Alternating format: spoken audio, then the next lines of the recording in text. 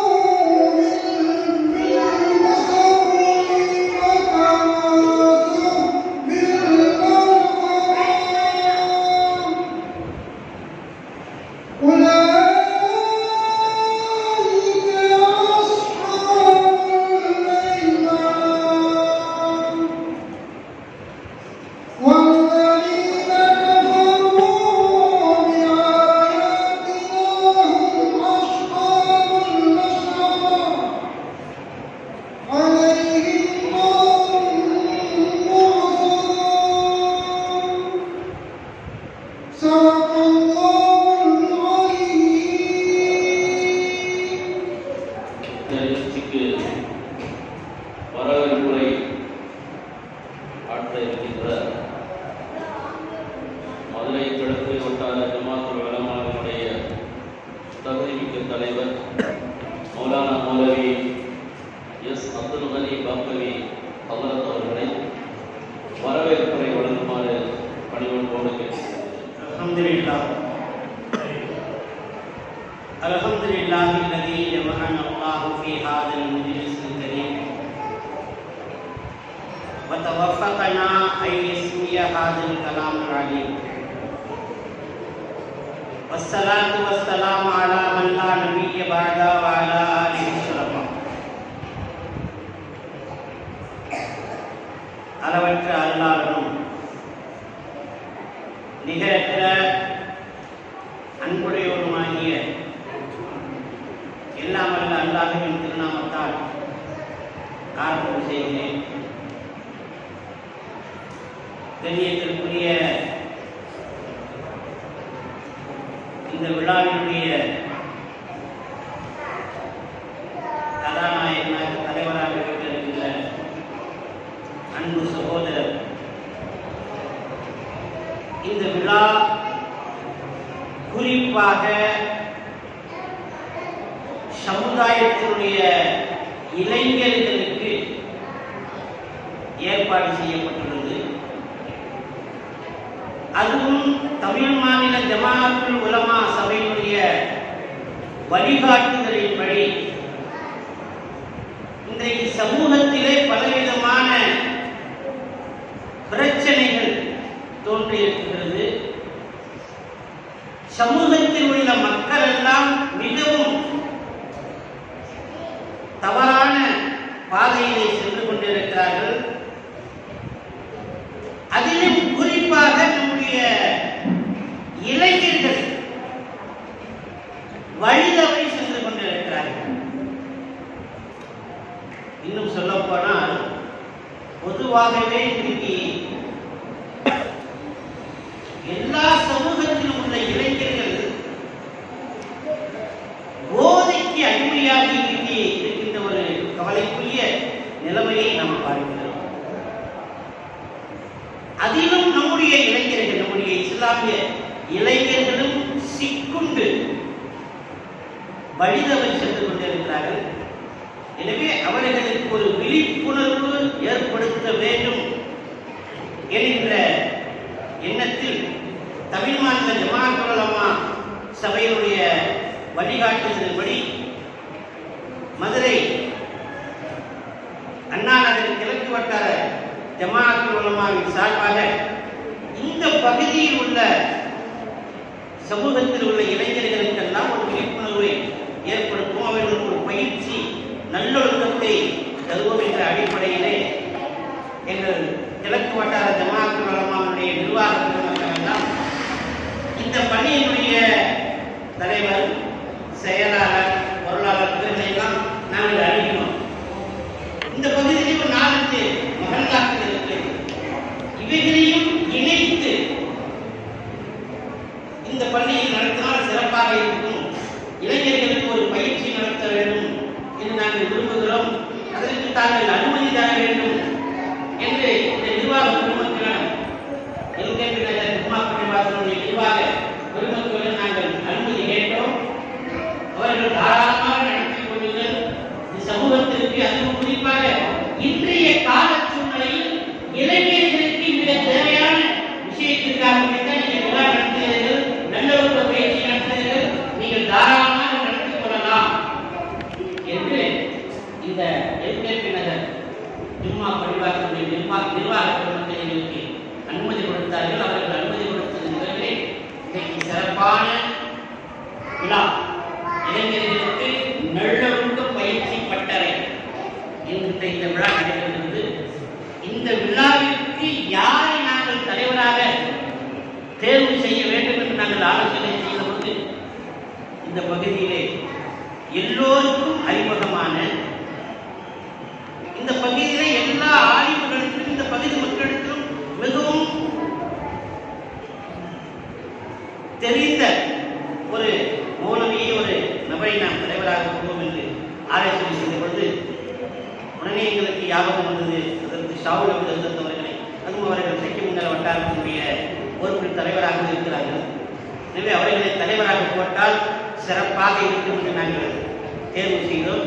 எனவே அப்படிப்பட்ட மதுரை அண்ணா நகர் கிழக்கு வட்டார ஜமாஅத்துல் உலமா சபையினுடைய சார்பாக நடத்துகின்ற இந்த இளைஞர் நல்லொழுக்க பயிற்சி பட்டறைக்கு தலைமை தாங்கி சிறப்பாக நடத்தி கொண்டிருக்கிற அதற்கு ஷாவுல் ஹபீப் அன்பை அவர்களை எங்களுடைய அண்ணா நகர் கிழக்கு வட்டாரத்தின் சார்பில் நாங்கள் வரவேற்கிறோம்.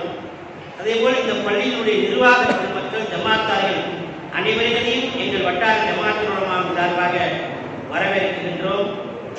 அடுத்து இந்த விழா சிறப்பாக நடைபெற வேண்டும் என்பதற்காக வேண்டி இந்த பள்ளியினுடைய இமாம் அவர்கள் நிசாமுதீன் அவர்கள் அவர்களோடு சேர்ந்து பணியாற்றிய இந்த ஊருடைய முக்கியஸ்தர்கள் இளைஞர்கள் நிசாமுதீன் அவர்களோடு இந்த வட்டாரத்தில் உள்ள உலமாக்களும் சிறப்பாக இந்த விழா நடைபெற வேண்டும் என்று பங்கெடுத்து சிறப்பாக பணியாற்றி கொண்டிருக்கிற இந்த பள்ளியினுடைய இமாம் நிசாமுதீன் முன்னிலை அவர்களுக்கும் அவரோடு சேர்ந்து இணைந்து பணியாற்றிய எல்லா பொதுமக்களுக்கும் எங்கள் ஜமாஅத்துல் உலமாவின் சார்பாக வரவேற்கின்றோம்.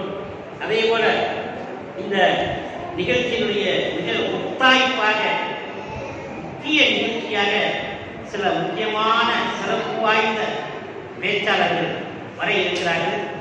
அவர்களையும் இந்த வட்டாரத்தின் சார்பாக எங்கள் கிழக்கு வட்டார ஜமாஅத்துல் உலமாவின் சார்பாக வரவேற்கின்றோம். அதே போல இறுதியாக நன்றிகளை சொல்ல இருக்கிற ஒவ்வொருத்தருடைய பயிற்சி சொல்வதற்கு நேரம் இல்லை. இறுதியாக நன்றி வரை சொல்ல இருக்கின்ற முகமது நசீம் அவர்களையும் எங்கள் கிழக்கு வட்டார ஜமாஅத்துல் உலமாவின் சார்பாக வரவேற்கின்றோம். அதிலும் குறிப்பாக இந்த விழாவிற்கு பல்வேறு ஊர்களில் இருந்து இந்த பகுதியிலிருந்து பல்வேறு இடங்களிலிருந்து வருகை இருந்திருக்கின்ற எங்கள் அனைவர்களையும் எங்கள் அண்ணா நகர் கிழக்கு வட்டார ஜமாஅத்துல் உலமாவின் சார்பாக வருக வருக என்று வரவேற்கிறோம். கண்ணியத்திற்குரிய சகோதரர்களே, இந்த விழா ஒரு முக்கியமான நிகழ்ச்சியாக இருக்கிறது. இன்றைக்கு நம்முடைய சமுதாயத்தினுடைய இளைஞர்கள், சமுதாயத்தினுடைய முன்னோடிகளாக இருக்கிற முதுகெலும்புகளாக இருக்கிற இந்த இளைஞர்கள் இன்றைக்கு தவறான வழி தவறி சென்று கொண்டிருக்கிறார்கள். எனவே அவர்களுக்கு ஒரு நல்லொழுக்கம் பயிற்சி, இஸ்லாம் என்று சொன்னால் என்ன, மற்றைய கடமைகள் என்ன என்பதை பற்றி கொஞ்சம் விளக்கமாக எடுத்து சொல்ல முக்கியமான தலை சிறந்த பேச்சாளர்கள் யூசுஃபி அவர்கள் வர இருக்கிறார்கள். தொண்டியிலிருந்து ஜலாலுதீன் அவர்கள் வர இருக்கிறார்கள். அவர்கள்தான் இந்த விழாவுடைய முத்தாய்ப்பாக பேச இருக்கிற கதாநாயகர்கள். எனவே அவர்கள் பேசுகின்ற, அவர்கள் சொல்ல இருக்கின்ற அந்த கருத்தை நாம் கேட்டு நம்முடைய இளைஞர்களாகிய நீங்கள் கேட்டு பயனடைய வேண்டும். பெருமானார் ஸல்லல்லாஹு அலைஹி வஸல்லம் அவர்கள் இளைஞராக இருக்கிற இருக்கிற பொழுது இந்த சமூகத்திற்கு சமூக சேவை எப்படி செய்தார்கள் என்பதையெல்லாம் நாம் அறிந்திருக்கிறோம்.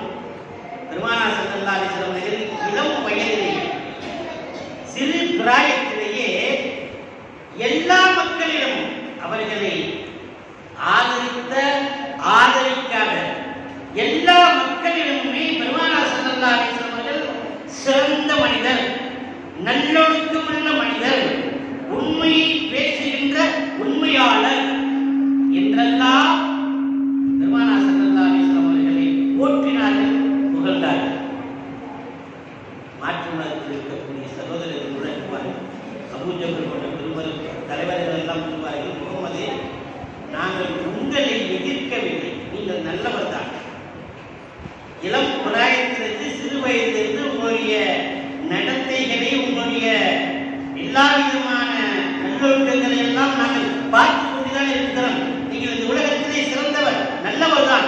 ஆனால் ஏன் உங்களை பிடிக்கவில்லை என்று சொன்னால் நீங்கள் கொண்டு வந்த இறை கொள்கை, ஏகத்துவ கொள்கைதான் எங்களுக்கு பிடிக்கவில்லையே ஒழிய மாறாக தனி மனித வாழ்க்கை, தனி மனித ஒழுக்கத்தில் நீங்கள் முதன்மையானவர்கள், சிறந்தவர்கள் என்று மாற்று முகாமிலே இருக்கிற மாற்று மத சகோதரர்கள் நபிகள் நாயகம் ஸல்லல்லாஹு அலைஹி வஸல்லம் அவர்களை புகழ்ந்தார்கள் என்று சொன்னால், பெருமானார் ஸல்லல்லாஹு அலைஹி வஸல்லம் அவர்கள் சிறு பிராயத்திலேயே இளம் வயதிலேயே அவர்கள் எப்படி நடந்திருக்கிறார்கள் என்பதை நாம் சிந்தித்து பார்க்கிறோம். எனவே அதனுடைய அந்த ஒழுக்கங்கள் நம்மிடத்திலையும் வர வேண்டும், நம்முடைய சமூக இளைஞர்களிடத்திலையும் வர வேண்டும் என்கின்ற அந்த உறுதிமொழியை நாம் எடுத்துக்கொள்ள வேண்டும். பெருமானார் ஸல்லல்லாஹு அலைஹி வஸல்லம் அவர்கள் அவங்களுடைய காலத்தில் பொதுமக்களுக்கு நல்ல சேவைகள் செய்தார்கள். இளைஞராக பொதுமக்களுக்கு தேவையான என்னென்ன சேவைகள் செய்ய வேண்டுமோ, பொதுமக்களுடைய தேவைகள் என்னென்ன இருக்குதோ அவைகளை எல்லாம் அறிந்து தெரிந்து அந்த தேவைகளை பெருமானார் ஸல்லல்லாஹு அலைஹி வஸல்லம் அவர்கள் இளமையாக இருக்கிற பொழுது செய்து கொடுத்தார்கள். அதன் காரணமாக எல்லா மக்களிடத்திலும் நன்மதிப்பை பெற்றார்கள். ஆக அந்த நல்லொழுக்கம் நபிகள் நாயகம் ஸல்லல்லாஹு அலைஹி வஸல்லம் அவர்கள் இளமையாக இருக்கிற பொழுது, சிறு பிராயமாக இருக்கிற பொழுது எப்படிப்பட்ட நல்லொழுக்கத்தை அவர்கள் கடைபிடித்து வாழ்ந்தார்களோ அந்த நல்லொழுக்கம் நம்முடைய வாழ்க்கையில் வர வேண்டும். உண்மையை பேச வேண்டும், சத்தியத்தை போதிக்க வேண்டும், நல்ல வழியில் நாம் நடக்க வேண்டும். சமூகத்திற்கு, சமூக மக்களுக்கு நம்மளால் முடிந்த சேவைகள், அவர்களுடைய தேவைகளை அறிந்து நாம் அவர்களுக்கு செயலாற்ற வேண்டும். இப்படி செய்கிற பொழுது நாம் நல்லொழுக்கம் உள்ளவர்களாக வாழ்வதற்கு அது ஒரு காரணமாக ஆகிறது. எனவே எண்ணிக்கைக்குரிய பெருமான்களை சகோதரிகளே, இந்த நல்லொழுக்க பயிற்சி பட்டறையின் மூலமாக இங்கே என்ன கருத்துகள் சொல்லப்படுகிறதோ அவைகளெல்லாம் நம்முடைய வாழ்க்கையில் கொண்டு வர வேண்டும் என்கின்ற ஒரு உறுதிப்பாட்டில், ஒரு உறுதி மொழியை நாம் எடுத்துக்கொள்ள வேண்டும். அதற்கு இந்த விழா ஒரு முத்தாய்ப்பாக அமையட்டும் என்று கேட்டுக்கொண்டு, இந்த விழாவிற்கு வருகை இருந்திருக்கிற உங்கள் அனைவர்களையும், குறிப்பாக எல்கேபி நகர் ஜும்மா பள்ளிவாசலுடைய நிர்வாக பெருமக்கள், ஜமாத்தார்கள் அனைவர்களையும் கிழக்கு வட்டார ஜமாத்துல் உலமா சபையின் சார்பாக வருக வருக என்று வரவேற்று என்னுடைய சிற்றுரையை நிறைவு செய்கிறேன். வாஹிர் தஅவானா அனில் ஹம்துலில்லாஹி ரப்பில் ஆலமீன். அஸ்ஸலாமு அலைக்கும் வரஹ்மத்துல்லாஹி வபரகாத்துஹு. வரவேற்புரை நிகழ்த்திய மதுரை கிழக்கு வட்டார ஜமாத்துல் உலமா சபையினுடைய தலைவர் அவர்களுக்கு நன்றியை தெரிவித்துக் கொள்கின்றேன். கண்ணியத்திற்குரிய பெரியவர்களே, இளைஞர்களே, என்னை இந்த மஜ்லிஸிற்கு தலைவராக தேர்ந்தெடுத்தமைக்கு மதுரை அண்ணா நகர் கிழக்கு வட்டார ஜமாத்துல் உலமா சபையினுடைய தலைவர், செயலாளர், நிர்வாகிகள் மற்றும் அனைத்து உறுப்பினர்களுக்கும் மனதார நன்றியை தெரிவித்துக் இந்த இளைஞர்களுக்கான நல்லொழுக்க பயிற்சி பட்டறை என்ற நிகழ்ச்சி தமிழ் மாநில ஜமாத் உலமா சபையினுடைய வழிகாட்டுதலின்படி மதுரை மாவட்டத்திலேயே இந்த கிழக்கு வட்டாரத்தில் தான் முதலாக நடத்தப்படுகின்றது என்பதை நான் சமூக வலைதளங்களின் மூலமாக தெரிந்து ரொம்ப சந்தோஷப்பட்டேன். அல்லாஹ் இந்த வட்டார ஜமாத் உலமா சபையினருக்கு நீடித்த ஆயுளையும் நல்ல நசீபையும் ஈருலக வாழ்க்கையின் சிறப்பையும் ஜன்னத்துல் ஃபிர்தௌஸ் என்ற சொர்க்கத்தையும் அல்லாஹ் வழங்குவானாக. ஆமீன். அடுத்தபடியாக வாழ்த்துறை ஹக்கீம் அன்சாரி BA அவர்கள் வாழ்த்துறை வழங்குமாறு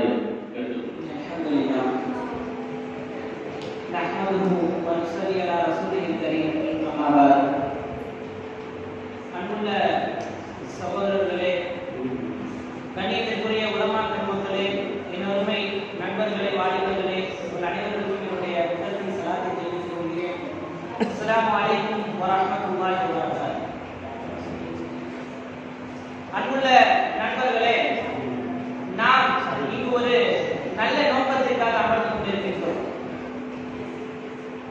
இளைஞர்களாக நாம் இப்பொழுது இருந்து கொண்டிருக்கின்றோம் இல்லையா? இல்ல வேற என்ன ஒரு 60-70 வயசு இருக்குமா?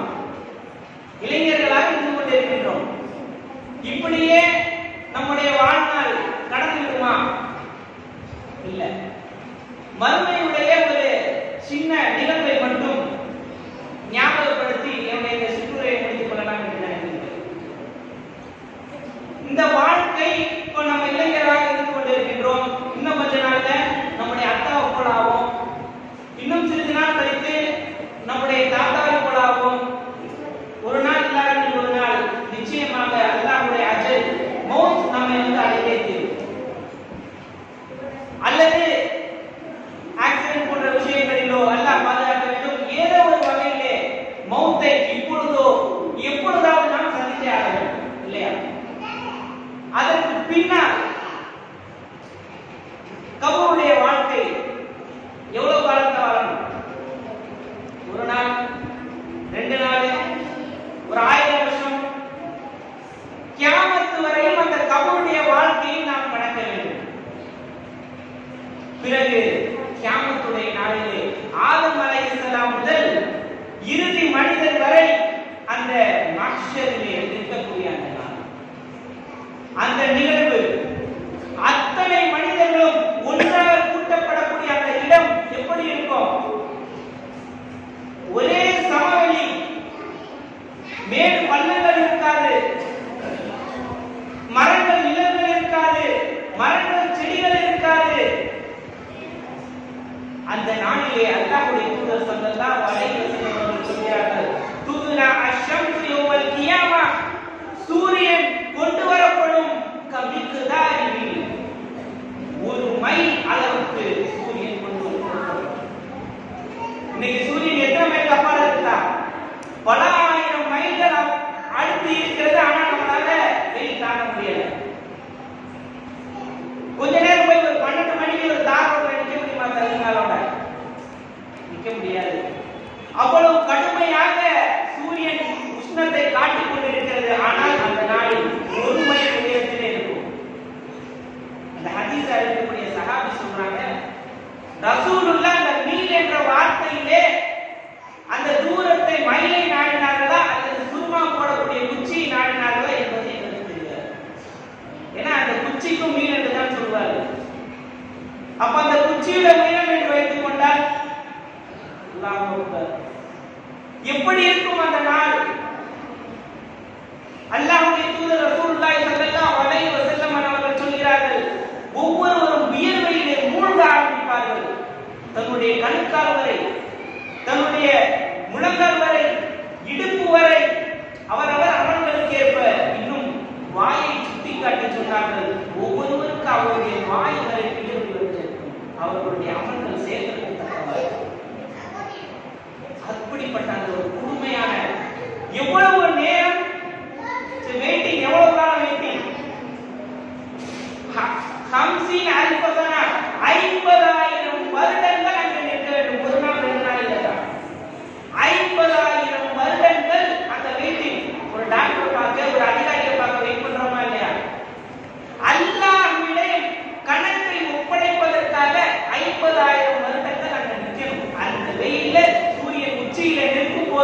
சமதளமான தலையிலே உடலிலே ஆடை இல்லாமல் காலிலே செருப்பு இல்லாமல் சொல்கிறார்கள் காலிலே செருப்பணியாளர்களாக அங்கே நின்றுதான் ஆக வேண்டும் 50,000 வருடங்கள். அந்த சூழலிலே ஒருவருக்கு சிறிது நிழல் கொஞ்சம் நிழல் கிடைச்சா எப்படிங்க? 50,000 வருஷம் வெயிட்டிங் பீரியட், மேல சூரியன் தலைக்கு மேல இருக்கு, வியர்வையில மூழ்கிட்டு இருக்கோம். ஆனால் நிழல் கிடைத்தால் எப்படி இருக்கும்? அங்கே ஒரு சில விஐபிகளுக்கு அல்லாஹ் நிழல் கொடுப்பான். ரசூலுல்லாஹி ஸல்லல்லாஹு அலைஹி வஸல்லம் அவர்கள் சொன்னார்கள், சபஅத்து யதுலில்லாஹ ஃபீ தில்லிஹி யௌம லா தில்ல இல்லா தில்லு. அல்லாஹ்வுடைய நிழலை தவிர வேறு நிழலே இல்லாத அந்த நாளில் அல்லாஹ் 7 நபர்களுக்கு நிழல் கொடுப்பான். அதுல ஒருத்தர் யாரு? ஷாபுன், இளைஞர். யாருங்க? ஷாபுன், இளைஞர். எப்படிப்பட்ட இளைஞர்? நஷஅ ஃபீ இபாதத்தி ரப்பிஹி, தன்னுடைய ரப்புடைய இபாதத்திலே ஊறி திளைத்த அந்த இளைஞர். அந்த இளைஞருக்கு அல்லாஹ் நிழல் கொடுப்பான். நிழலே இல்லாத அந்த நாள், வெயில் சுட்டெரிக்கக்கூடிய அந்த நாள், அந்த நாளிலே ஒரு இளைஞருக்கு நிழல் கிடைக்க போகிறது. யார் அந்த இளைஞர்? ஷாபுன் நஷஅ ஃபீ இபாதத்தி ரப்பிஹி, தன்னுடைய ரப்பினுடைய இபாதத்திலே திளைத்த ஊறி அந்த இளைஞர், அவனுக்காக நிழல் கிடைக்கும். எப்படிப்பட்ட இளைஞர் அல்ல? சினிமா நடிகர்களுக்கு பின்னால் ஓடிய இளைஞர் அல்ல, போதை வஸ்துக்களுக்கு அடிமையான இளைஞர் அல்ல, பெண்களுக்கு பின்னால் சுற்றிய இளைஞர் அல்ல, தன்னுடைய வாழ்க்கையை இந்த துனியாவிலே தன்னுடைய இளமையை எடுத்துக் கொண்ட அந்த இளைஞர் அல்ல. நஷஅ ஃபீ இபாதத்தி ரப்பிஹி, அல்லாஹ்வுடைய அந்த இபாதத்திலே திளைத்து ஊறி அந்த இளைஞனுக்காக நிழல் கிடைக்கும். அப்படிப்பட்ட இளைஞர்களாக நம்மை உருவாக்குவதற்காகத்தான் இந்த பயிற்சி பட்டது. அப்படிப்பட்ட இளைஞர்களாக நம்மை நாம் வடிவமைத்துக் கொள்வதற்காகத்தான் இந்த பயிற்சி பட்டது. அப்படிப்பட்ட இளைஞர்களாக நாம் நம்முடைய வாழ்க்கையை நிறைவேற்றிக் கொள்வதற்காகத்தான் இந்த பயிற்சி. அன்புள்ள சகோதரர்களே, அந்த நிலையை இல்லாத நாளில் அல்லாஹ்வுடைய நிழலை பெற்ற இளைஞர்களாக நம்மை நாம் உருவாக்கி மேலேற்றிக் கொள்ள வேண்டும். அப்படிப்பட்ட அந்த அடிப்படை நோக்கமாக கொண்டு அல்லாஹ்வுடைய இபாதத்திலே நம்முடைய இளமையை கழிப்பதை நோக்கமாக கொண்டு இந்த மஜ்லிஸிலே அமர்ந்து அப்படிப்பட்ட நல்ல பாக்கியத்தை பெற்றுக் கொள்ளக்கூடிய இளைஞர்களாக அல்லாஹ் தஆலா நம்மையும் இதற்கு நமக்கு பயிற்சி கொடுக்கக்கூடிய உலமாக்களையும் அல்லாஹ் தஆலா ஆக்கி அருள் புரிவானாக. ஆமீன். அடுத்தபடியாக நிகழ்ச்சியின் செயல்பாட்டு விளக்கம் அளிப்பவர் சந்திரலேகர் மஸ்ஜிதுல் ஹரமைன் ஜும்ஆ பள்ளிவாசலினுடைய இமாம் மௌலானா மௌலவி ஏ முஹம்மது இஸ்மாயில் சஊதி அவர்கள்.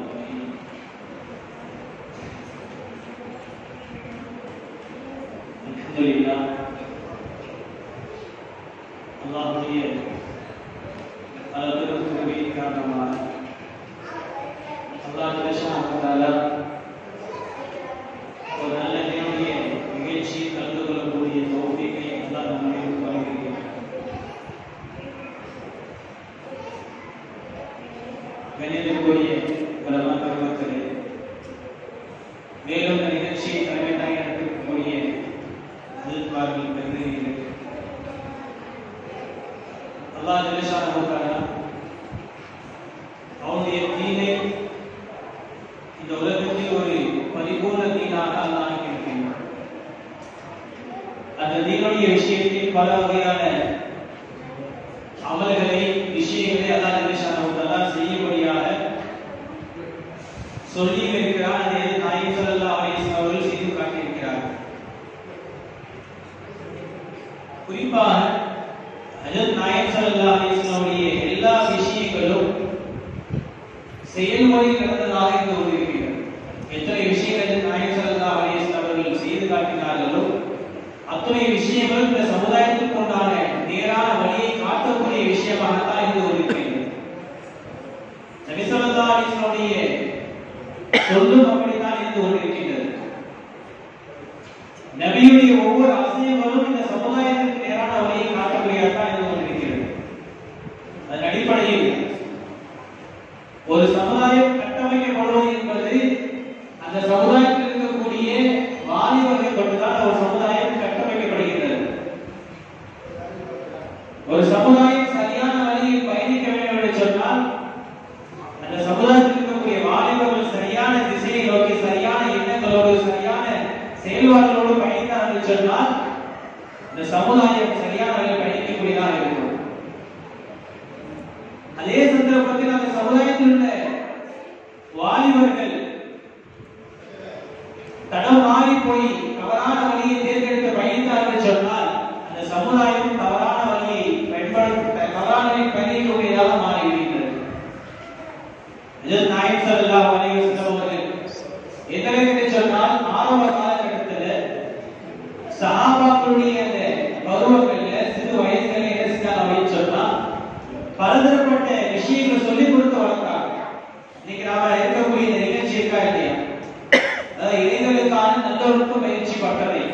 இந்த நிகழ்ச்சியின் நோக்கம் என்ன அப்படின்னு சொன்னா நாயகம் ஸல்லல்லாஹு அலைஹி வஸல்லம் எந்த ஒரு தல்பியத்தை சஹாபாக்களுக்கு செஞ்சு உலகத்திலே மிகக்கூடிய சஹாபாக்களாக உருவாக்கினார்களோ அவருடைய வாழ்க்கையை பார்த்துக்கிற மக்கள் தீரை எழுதிக் கொள்ளக்கூடிய சஹாபாக்களாக உருவாக்கினாங்களோ அதனுடைய நோக்கத்தின் அடிப்படையில் தான் செஞ்சிருக்கிறோம். இன்னைக்கு நாமளும் இந்த நிகழ்ச்சி ஏற்பாடு செஞ்சிருக்கிறோம். நிகழ்ச்சி ஏற்பாடு செய்யப்பட்ட நோக்கம் என்ன அப்படின்னு சொன்னா நம்முடைய வாழ்க்கை என்பது ஒரு சரியான வழியில் பயணிக்கக்கூடியதாக இருக்கும். இதற்கு அப்படின்னு சொன்னா குறிப்பாக பார்த்தோம்னா நிகழ்ச்சியுடைய விஷயம் என்ன, நல்லொழுக்க பயிற்சி. நல்லொழுக்க பயிற்சி நீங்க நம்ம யோசிக்கலாம், எல்லாருக்குமே பயிற்சி இருக்குது, நல்லொழுக்க பயிற்சி அப்படின்னு சொல்லி எந்த அளவுக்கு அப்படின்னு சொன்னா ஒரு மனிதனுடைய நல்லொழுக்கம் என்பது ஒரு மனிதனுடைய வாழ்க்கையை குழப்பி போட்டுடும். வகுப்புடைய மாணவர்கள் இருக்கிறோம், சிறு பிள்ளைகள் இருக்கிறோம், எல்லாரும் இருக்கிறோம்.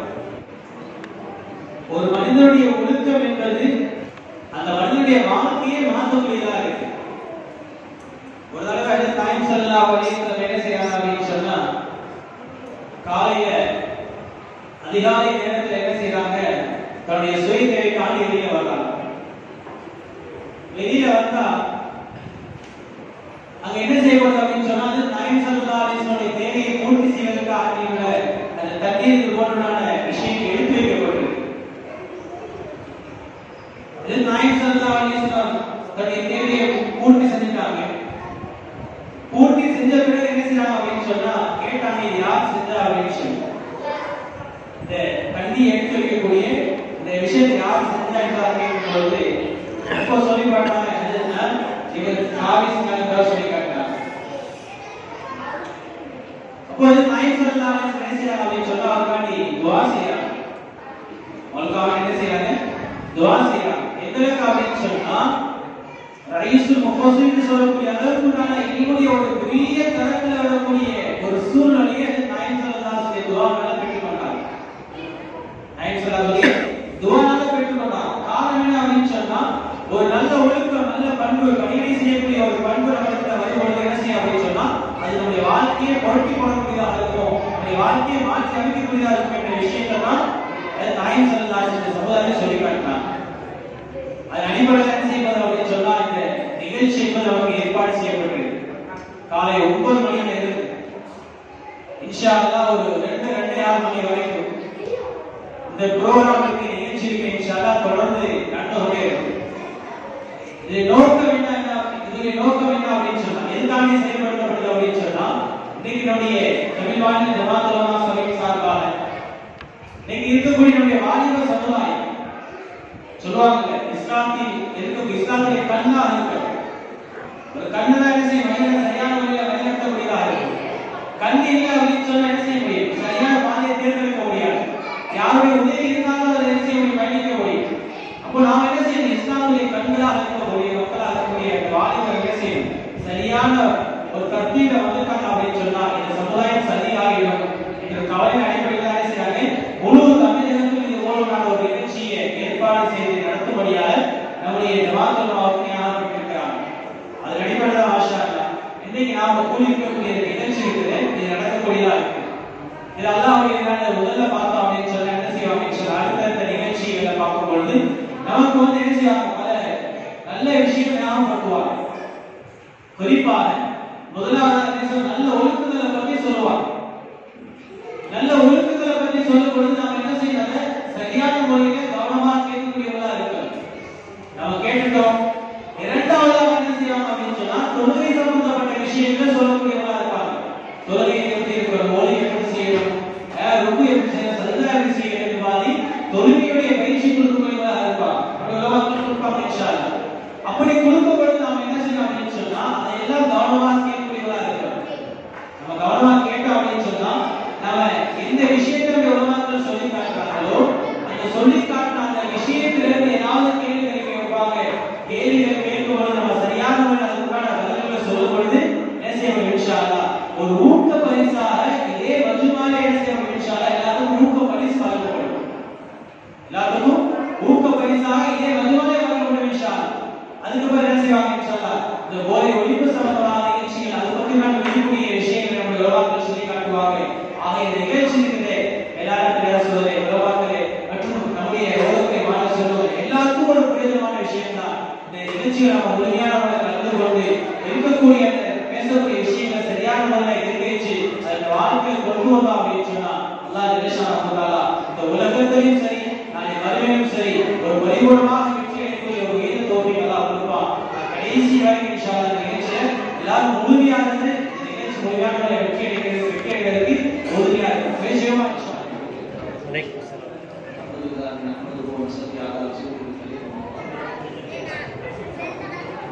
இஸ்லாமிய சமுதாயம் நபி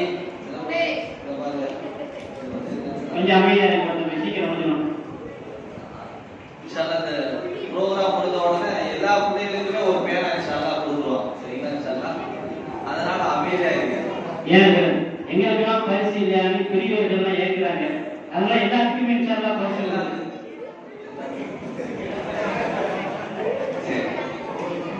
பாருங்க சுருக்கமாக எங்கெல்லாம் பார்க்க மனுஷன் தெரிஞ்சு கேட்கிறாங்க. அதனால எல்லாருக்குமே பரிசு கவலைப்படாது. எல்லாத்துக்குமே பரிசு இன்ஷா அல்லாஹ். இஸ்லாமிய சமூகம் ஆரம்ப காலத்தில் எப்படி இருந்தாங்க? வாலிபர்கள் நபி கொஞ்சம் கவனிங்க. ஷார்ட்டை எல்லா துறைகளிலேயும் குறிப்பாக ஒழுக்கம், கல்வி, மருத்துவம், ஆன்மீகம், சமூக சிந்தனை, சமுதாய பணி எல்லாத்திலேயுமே இஸ்லாமிய சமூகம் முன்மாதிரியாக இருந்தாங்க. இங்க இருக்கிற பிள்ளைகள் மட்டும்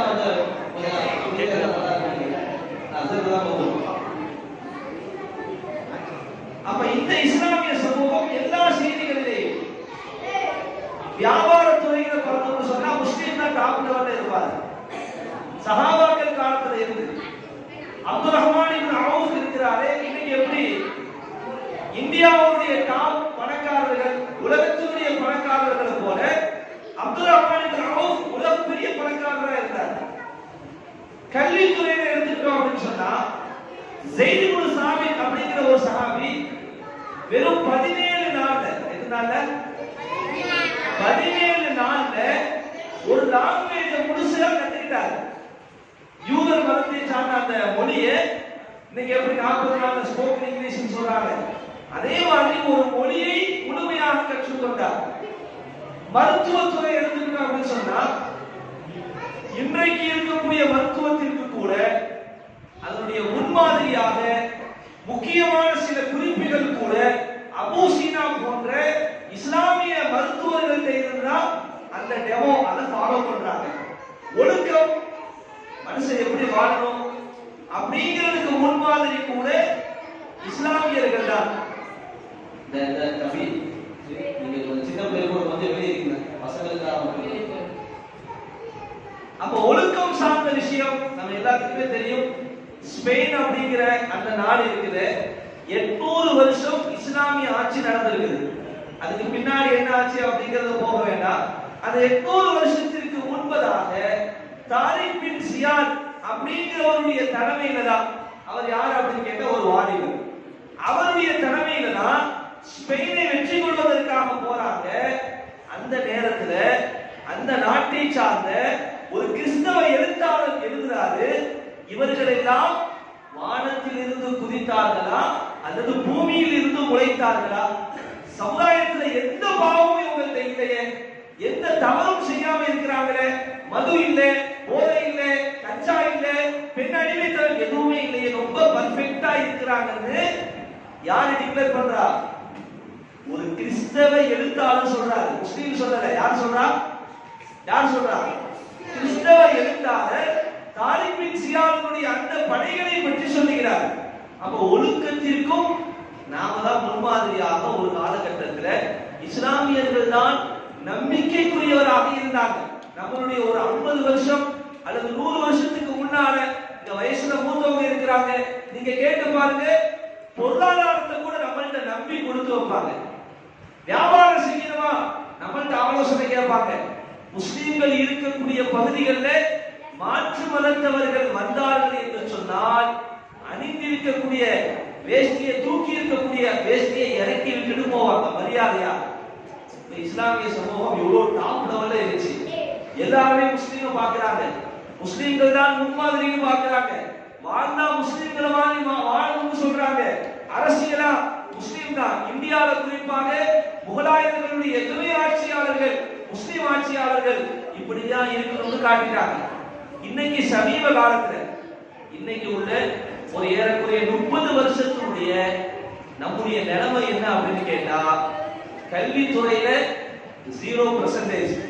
நமக்கு ஒதுக்கப்பட்டு இருக்கக்கூடிய அந்த கல்விகளை கூட நாங்க கற்றுக்கொள்ளல. ஒரு சர்வேல சொல்றாங்க, ஒவ்வொரு வருஷமும் 12ஆம் வகுப்பு முடித்தவர்கள் உயர்கல்விக்காக 3 கோடி பேர் போறாங்க. எத்தனை பேர் போறாங்க?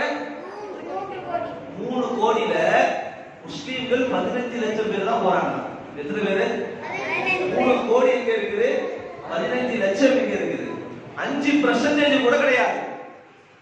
இஸ்லாமியர்களுடைய இன்றைக்கு நிலைமை என்ன அப்படின்னு கேட்டா, 12ஆம் வகுப்பை தாண்டாத 50% முஸ்லீம்கள் இருக்கிறாங்க. எத்தனை பேரு? முஸ்லீம்கள் அநேகமாக 50% முஸ்லீம்கள் 12ஆம் வகுப்போட க்ளோஸ் பண்ணிடுறாங்க. பெரும் பெரும் பொறுப்புகள்ல, ஐஐடி நிறுவனங்கள் அல்லது உயர் பதவிகள்ல இஸ்லாமியர்கள் மிகப்பெரிய பொறுப்புல இருக்கிறாங்களான்னு கேட்டா ஒருத்தவங்களே இல்லை. என்ன இல்ல? ஒரு ஆளு இல்லை. கல்வியில ரொம்ப பின்தங்கி இருக்கிறோம். இன்னைக்கு ஜெனரேஷன் நாம சொல்றதா இருந்தா இந்த ஒரு 5 வருடத்தில் வேண்டுமானால் அதிகமான எண்ணிக்கையில படிக்கிறாங்க. இங்க என்ன பிரச்சனை அப்படின்னு கேட்டா, படிக்கக்கூடியவர்கள் கூட எதை படிக்கணும்னு தெரியல. நான் ஒரு ஊர்ல 50 இன்ஜினியர் இருக்கிறார். ஒரு ஊர்ல 50 இன்ஜினியர். இப்ப நம்ம எல்கேபி நகர்ல எத்தனை டாக்டர் இருக்கிறாங்க? முஸ்லீம் டாக்டர் சொல்லுவாங்க. எல்கேபி நகர்காரங்க யார் இருக்கிறா? வெளியூர்ல இருக்க டாக்டரா இருப்பாங்க. ஓவரால எத்தனை வக்கீல் இருக்கிறாங்க எல்கேபி நகர்ல? முஸ்லீம்கள் 2. பரவாயில்ல, எல்கேபி நகர்காரங்க அது சரி. நீதிபதிகள் எத்தனை பேர் இருக்கிறாங்க? மதுரை முழுக்க தேடி பார்த்தாலும் ஒருத்தவரும் இருக்க மாட்டாங்க நீதிபதிகள். கண்ணியமானவர்களே, அப்ப கல்வித்துறையில ஆக பின்தங்கி இருக்கிறோம். வழிகாட்டுதல் என்ன படிக்கணும் அப்படி நிறைய பேருக்கு தெரியல. என்ன கோர்ஸ் எடுக்கணும் நிறைய பேருக்கு தெரியல. மிக முக்கியமாக அரசு துறை சார்ந்த ஒரு விஷயமும் எங்களுக்கு தெரியல. அரசுல எவ்வளவு வேலை வாய்ப்பு இருக்குது? சமீபத்தில் நான் படிச்சேன், கலெக்டர் ஆபீஸ் அலுவலகத்துல பணி செய்வதற்காக 8ஆம் வகுப்பு படித்த அல்லது 10ஆம் வகுப்பு முடித்த டைப்ரைட்டிங் பண்ணக்கூடிய நபர்களுக்கு அவைலபிள் இருக்குது. அவன் படிப்பு தகுதி என்ன? 10 இருந்தா போதும், 12 இருந்தா போதும். ஆனா அந்த வேலைக்கு என்ன தெரியணும்? எது படிச்சிருக்கணும்? லோயர் டைப்ரைட்டிங், அப்பர் டைப்ரைட்டிங் சொல்லுவாங்க. இந்த 2ஐயும் படிச்சிருக்கணும். இப்ப இங்க எத்தனை பேருக்கு டைப்ரைட்டிங்கிறது எத்தனை பேருக்கு தெரியும் சொல்லுவாங்க? டைப்ரைட்டிங் நீ என்ன கை தூக்குற? நம்ம எல்லாரும் கை தூக்குறா, நம்ம கை தூக்கி வச்சுக்கணும் தூக்குறான் போல. டைப்ரைட்டிங் அப்படிங்கிறது ஆக முக்கியமான ஒரு படிப்பு. அது நீங்க நம்ம நிறைய பேருக்கு தெரியல. கண்ணியமானவர்கள் சுருக்கமாக சொல்லக்கூடிய விஷயம், எங்களுக்கு வழிகாட்டுதல் தேவை. என்ன படிக்கணும், என்னுடைய மேல் படிப்பு என்ன? இன்னொரு சர்வேல சொல்றாங்க, உயர் படிப்புகள் அப்படிங்கிறது இன்னைக்கு இஸ்லாமிய சமுதாயத்திலேயே கிடையாது. தேடி பிடிச்சா ஒருத்தவர் இருப்பார், 2 பேர் இருப்பாங்க. ஒரு ஊருக்கு 2 பேர் இருக்கிறது பெரிய விஷயம். அப்ப எங்களுடைய குறிக்கோளை நாங்க என்ன செஞ்சிட்டோம், குறுகிய குறிக்கோளாக +2 முடிக்கிறோமா, 3 வருஷம் காலேஜ்ல படிக்கணும், காலேஜ்ல படிச்சுட்டு கூட என்ன வேலை செய்யணும், ஏதாவது வேலை செஞ்சா போதும். அந்த மாசத்துக்கு ஒரு 10,000 சம்பளம் போதும், 8,000 சம்பளம் போதும், 12,000. இந்த குறுகிய குறிக்கோள் தான் இன்னைக்கு அரசு துறைகள்ல இஸ்லாமியர்கள் இல்லாம போயிட்டாங்க. அப்ப நம்மளுடைய லட்சியம் இப்ப எப்ப இருந்துங்க நாங்க இருக்கா முயற்சி பண்ணணும். 12வது படிக்கும் பொழுது நான் அடுத்த வருஷம் டாக்டர் ஆக போறேன் அப்படின்னு நினைக்க முடியுமா? எப்ப இருந்து எங்களுடைய சிந்தனையும் எங்களுடைய லட்சியமும் மிக நீண்டதாக இருக்கு. படிக்கக்கூடியவர்கள் 5வது படிக்கிறவங்க, 6வது படிக்கிறவங்க, 7வது படிக்கிறவங்க இப்ப நாங்க முடிவு செய்யணும் நாங்க என்ன ஆக போறோம். இப்ப நாங்க என்ன செய்யறோம், நாங்க என்னவாக, என்ன துறையில, என்ன கேட்டகரியில நாங்க உருவாகணும் அப்படிங்கறத நாங்க முடிவு செய்யணும். கல்வியினுடைய விஷயங்கள்ல, ஒழுக்கத்துடைய விஷயத்துல இந்த சமுதாயம் இன்னைக்கு விழித்து கொள்ளல அப்படின்னு சொன்னா இப்ப நமக்கு எதிராக மிகப்பெரிய அளவுல ஒரு சதி.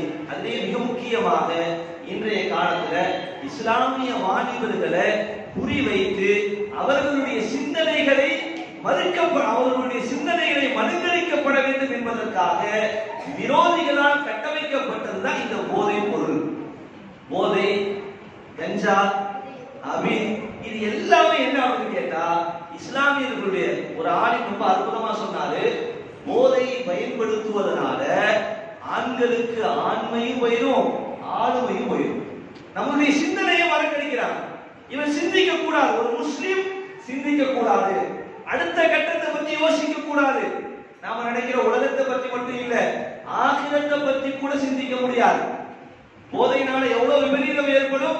அல்லாஹ் குர்ஆன் ரொம்ப அற்புதமாக அந்த ஒரே ஆயத்து, இன்னமா யுரீது ஷைத்தான் அய்யூகிய பைனஹுல் அதாவா வல் பக்தா.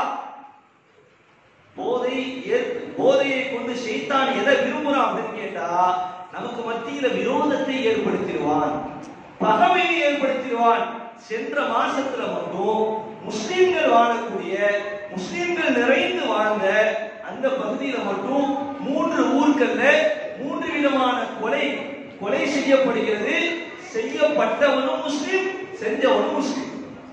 செய்யப்பட்டவனும் முஸ்லிம், கொலை செய்தவனும் முஸ்லிம். அப்ப இது ஒரு பெரிய சூழ்ச்சி, இஸ்லாமியர்களுடைய சிந்தனையை மறுங்கடிக்கப்பட வேண்டும் என்பதற்காக. அதனால நாங்க இது போன்ற தவறான சிந்தனையில இல்லாம எங்களுடைய சிந்தனை, எங்களுடைய இலக்கு ரொம்ப பெருசா வைக்கணும். அதற்காக முயற்சி செய்யணும். இன்னைக்கு யாரெல்லாம் டாப் லெவல்ல இருக்கிறாங்க, எத்தனை நபர்கள் வீரர்களாக, வீராங்கனைகளாக, மிகப்பெரிய அறிஞர்களாக இருக்கிறாங்க அப்படின்னு சொன்னா நேற்று படிச்சுட்டு இன்னைக்கு அவங்க என்ன ஆகல, பெரிய ஆளா ஆகல. அதுக்காக தொடர் முயற்சி பண்ணிக்கிட்டே இருக்கணும். அதனுடைய பாதைகள் எங்களுக்கு வழிகாட்டுவதற்காக நாங்க ஒவ்வொரு நபர்களும் ஒரு ஆலிம்களை தேர்ந்தெடுக்க வேண்டும். நான் என்னுடைய வாழ்க்கையில என்ன செய்யணும், என்னுடைய படிப்பு என்ன, என்னுடைய மேல் படிப்பு என்ன, என்னுடைய வாழ்க்கை எப்படி இருக்கணும், அதுக்காக நாம என்ன செய்யணும், ஒரு ஆலிமை தேர்ந்தெடுக்க வேண்டும். தேர்ந்தெடுக்கோமா, தேர்ந்தெடுக்கலாமா? அதே மாதிரி இப்போவே படிக்கிறவங்க நீங்க இப்ப இன்ஷா அல்லாஹ் உறுதியாக நியத்து வைங்க. இன்ஷா அல்லாஹ் நான் வரக்கூடிய காலங்கள்ல ஒரு மருத்துவராக, ஒரு இன்ஜினியராக, அல்லது ஒரு தலை சிறந்த நீதிபதியாக, வக்கீலாக, அரசு துறையில் தான் பணியாற்றுவேன் அப்படிங்கிற வைராக்கியத்தோடு நாங்க படிக்கிறோம். இன்ஷா அல்லாஹ் யாரெல்லாம் என்ன ஆகலாம் சொல்லுவாங்க, நீங்க எதுவும் ஆகணும்னு ஆசைப்படுறீங்க சொல்லுவா தம்பி, யாரும் ஆகணும்னா போலீஸ் ஆக போறீங்க, மாஷா அல்லாஹ். அந்த துறையிலையும் இஸ்லாமியர்கள் ஒண்ணுமே இல்லை.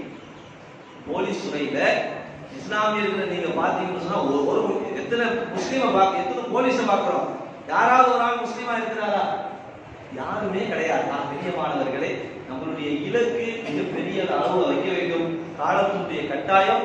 முஸ்லீம்கள் விழித்துக் கொள்ளவில்லை என்று சொன்னால் இப்ப இங்க இருக்கிறீங்கல்ல, இங்க இருக்கக்கூடிய நீங்கள் தான் வருங்காலத்திலே தலை சிறந்த ஒரு சமூகமாக மருத்துவத்துறையில, கல்வித்துறையில, நீதித்துறையில, அரசு அலுவலகங்கள்ல பயன்படக்கூடிய, பணியாற்றக்கூடிய நபர்களாக நீங்க தான் உருவாக்குறீங்க. அதனால நீங்க இப்பவுமே என்ன செய்யணும், ஒரு உறுதியாக அது போன்ற 10th மேல படிக்கிறவங்க எப்பவுமே அரசு சார்ந்த பணியிடங்களை தெரிஞ்சு வச்சுக்கிட்டே இருக்கணும். நாம என்ன பணி செய்யணும், என்ன பணியெல்லாம் அவைலபிள்ல இருக்குது.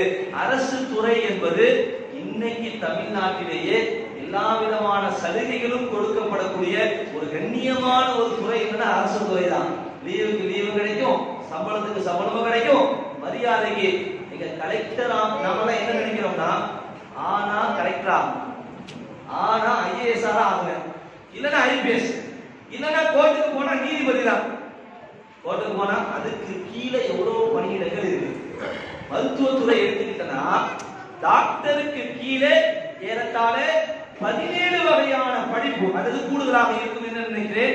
அவ்வளவு படிப்பு இருக்கு. இன்னைக்கு காலையில ஒருவர் சொன்னாரு, உதவி அந்த மருத்துவருக்கு உதவி செய்யக்கூடிய, இங்கிலீஷ் ஆங்கிலத்துல நர்ஸ்னு சொல்லுவாங்கல்ல, செவிலியர், ஆண் செவிலியர்கள் இன்னைக்கு தமிழ்நாடு லெவல்ல நிறைய அவைலபிள் இருக்கிறாங்க.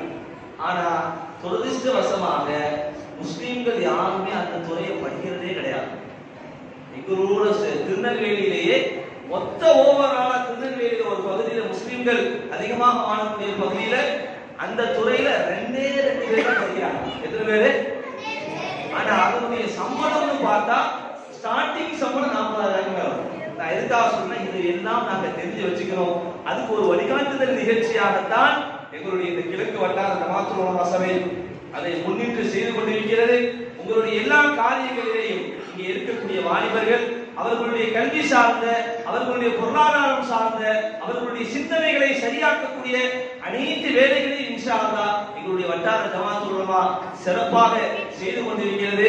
இங்க இருக்கக்கூடிய நாங்கள் என்ன செய்யறது, முயற்சி அதிகமாக செய்யணும். நேற்று ஒரு டாக்டர்கிட்ட பேசுற, அவர் சொல்றாரு, முஸ்லீம்கள் தான் இன்னைக்கு பெரிய சோம்பேறிகளா இருக்கிறீங்க. ஒரு டாக்டர் சொல்றது எனக்கு கோபமும் வந்துச்சு. அதே நேரத்தில் அவர் சொல்றாரு, என்னங்க அப்படின்னு கேட்டா, எத்தனை முஸ்லீம்கள் இன்னைக்கு நீங்க வாக்கிங் போறீங்க அப்படின்னு கேட்கிறாரு. தொழுகவே வரல, எப்படி அவங்க வாக்கிங் போக சொல்ல, தொழுகவே வரல. அவர் சொல்றாரு, இஸ்லாம் தான் இதை கற்றுக் கொடுக்கிறது அப்படிங்கிறார். உங்களுடைய உணவை பாதுகாக்கிறது யாருங்க? முஸ்லீம் தான் சொல்லி கொடுக்கணும். ஆனா நாங்க நல்லா சாப்பிட்டோமா? இன்றைய ஒரு குறுகிய இன்னைக்கு ஒரு முஸ்லீமுடைய இலக்கு என்னங்க, அதிகப்படியா நைட்டு வரைக்கும் நல்லா சாப்பிடணும், நல்லா ஜாலியா இருக்கணும், என்ஜாய்மெண்ட். இன்னைக்கு கிடைக்கிற காசுல இன்னைக்கு செலவு செய்யலாம் தான் நம்மளுடைய டார்கெட். இதே மாற்று மதத்தவர்களை பாருங்க, ரொம்ப சாதாரண ஜாதியில இருக்கிறவர்கள் கூட அவருடைய 7 வருஷ கனவுக்காக இன்னைக்கு ஓடுறாங்க. நான் ஒரு வருஷத்துக்கு முன்னாடி கடைசியா ஒரே ஒரு விஷயம், புத்தி சுவாதீனம் இல்லாத ஒரு பையன், அதாவது அவனுடைய ஆக்டிவிட்டியே ஒரு 40% தான் இருக்குது. அவனுக்கு லிஃப்ட் கொடுத்த என் வண்டியில உயர்ந்தான். அவன் படிக்கிறது என்ன அப்படின்னு கேட்டா +2 படிக்கிறான். +2 படிச்சுட்டு காலேஜ் படிச்சுட்டு அதுக்கு பிறகுதான் அந்த TNPSC சில எக்ஸாம் எழுத முடியும். அவன் சொல்றான், நான் இப்பவுமே அதுக்கான கோச் எடுக்கிறேன் அப்படிங்கிறான், ட்ரைனிங் எடுக்கிறேன், அதனுடைய பயிற்சிக்காக தான் நான் போறேன். அவன் போனது ஞாயிற்றுக்கிழமை. நம்ம என்ன நினைப்போம், ஞாயிற்றுக்கிழமை ஜாலியா சாப்பிட்டோமா, நல்ல ட்ரெஸ் போடணும், முடிஞ்சா சினிமாவுக்கு போறது, நல்ல ஜாலியா அரட்டை அடிக்கணும், சுத்தணும் அப்படிங்கிற ஒரு இது ஒரு விதமான போதை. நம்ம வாழ்க்கையில செஞ்சுட்டு இருக்கிறோம், குறைச்சிக்கிட்டே இருக்கிறோம். அதனால இந்த நிகழ்ச்சியில உலமாக்கள் இருக்கிறாங்க. அதனால இங்க வந்திருக்கக்கூடியவங்க நம்மளுடைய சிந்தனையை விசாலமாக வைக்கலாம். இன்ஷா அல்லாஹ் நாம ஒரு நல்ல ஒரு டாக்டர் ஆகலாம். இன்ஷா அல்லாஹ் நல்ல இன்ஜினியரா, நல்ல நீதிபதியா, நல்ல வக்கீலா, அரசு துறை சார்ந்த அனைத்திலையும் வரக்கூடிய காலங்கள்ல இஸ்லாமியர்கள் கால் பதித்து ஆக வேண்டும். இல்லைன்னு சொன்னா நாங்க இஸ்லாமியர்களா வாழ்வதே சிரமமாக ஆயிரும். அல்லாஹ் எங்கள் அனைவர்களை பாதுகாப்பானாக. அதற்கு உண்டான எல்லா வழிகாட்டுதலையும் இன்ஷா அல்லாஹ் இந்த பகுதியை சார்ந்த ஒவ்வொரு பள்ளியினுடைய இமாம்களும் இன்ஷா அல்லாஹ் உங்களுக்கு வழிகாட்டுதல் கொடுப்பாங்க. அதனால நீங்க அந்தந்த பகுதியில உங்களுக்கு யார் இமாம்களாக இருக்கிறார்களோ, பள்ளியினுடைய இமாம்களாக இருக்கிறார்களோ, அவர்களை உங்களுடைய தோழர்களாக அவர்களிடத்தில் ஆலோசனை செய்து முடிவு செய்யக்கூடியவர்களாக நீங்க ஆகலாம். இன்ஷா அல்லாஹ் அல்லாஹ் அனைவர்களையும் பொருந்திக் கொள்வானாக.